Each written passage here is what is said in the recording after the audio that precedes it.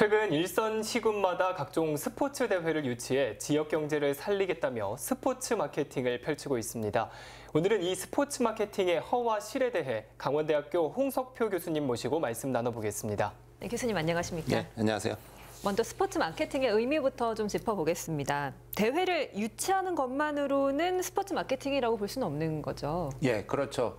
그 스포츠 마케팅이라는 것이 뭐 1차적으로는 대회를 유치를 해서 어떤 네. 경제적인 효과를 노린다고 할 수 있지만 궁극적으로는 스포츠 마케팅의 목표는 왔던 분들이 다시 그 지역을 재방문하겠다라는 그런 의사가 중요하고요. 그다음에 자기 지역에 돌아가서 예를 들어서 내 춘천에 와 보니까 아, 춘천 참 좋더라. 춘천을 한번 가봐라 하는 어떤 구전의사까지 만들어져야지만 스포츠 마케팅의 어떤 궁극적 목적을 달성했다라고 말씀드릴 수 있겠습니다. 예. 네. 대표적으로 좀 춘천 사례를 좀 보겠습니다. 지난해 춘천시가 발표한 보도자료를 보니까 전국 단위 종목별 26개 대회를 유치를 했고요. 그래서 총 87억 원의 경제 효과를 거뒀다고 발표를 했습니다. 도대체 이 경제 효과는 어떻게 산정하는 건가요? 경제 효과를 산출하는 방법은 굉장히 어떻게 보면 아직까지는 단순합니다. 뭐 예를 들어서 1000명의 참가자가 5일 동안 왔습니다. 그러면 1인당 하루에 3만 원씩 지출을 했다라고 했을 때는 하루에 3천만 원. 그럼 5일이면은 1억 5천만 원이 되겠죠. 그런데 여기서 이제 문제가 과연 1000명이 5일 내내 있느냐는 거죠.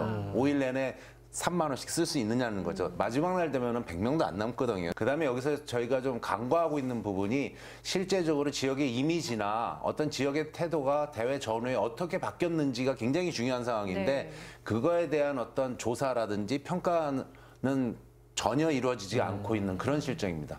저는 사실 이런 수치를 보면은 와 대단하다고 놀라기만 했는데 사실 그런 가변적인 요소가 반영이 안 되고 허수도 있었던 거였네요. 그렇죠. 예. 거기에는 분명히 이제 허수가 들어가 있는 거죠. 허수가 들어가 있고 실제로 우리가 측정하지 못하는 부분들이 굉장히 많이 지금 누락되고 있는 상황입니다.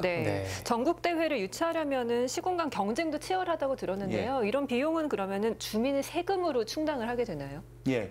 요즘에 각 시군 간의 경쟁이 치열해지다 보니까 대회 유치비 자체가 굉장히 올라가는 추세입니다. 그 의미는 결국 우리 주민의 세금이 점점 더 많이 투자되고 있다라고 얘기를 할 수가 있겠습니다.